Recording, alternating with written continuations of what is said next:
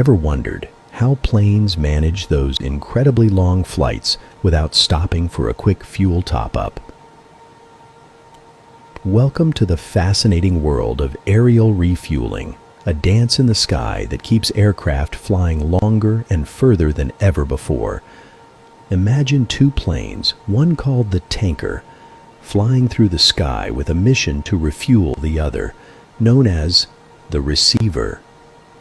It's like a mid-air pit stop for planes, allowing them to stay airborne for extended periods, far beyond the usual limits of their fuel tanks.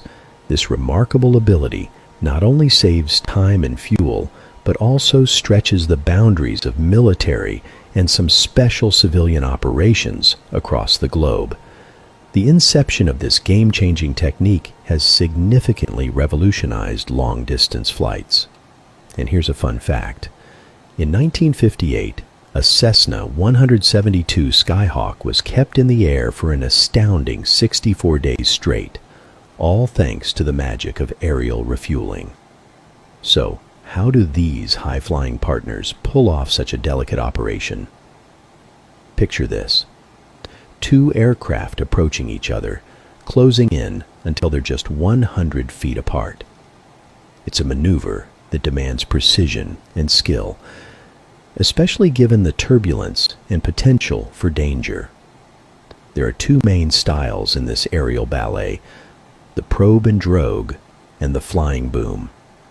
The first features a long hose with a funnel-shaped drogue that the receiver aircraft must skillfully connect with. It's a bit like threading a needle while flying through the air.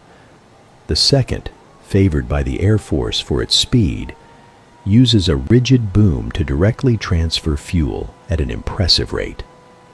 Once connected, the two aircraft must maintain a perfect harmony, flying steadily together.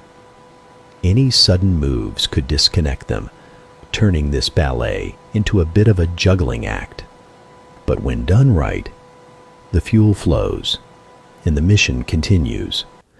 After the refueling is complete, the planes disengage gracefully, retracting their fueling devices and continuing on their separate paths, ready to conquer the skies once more.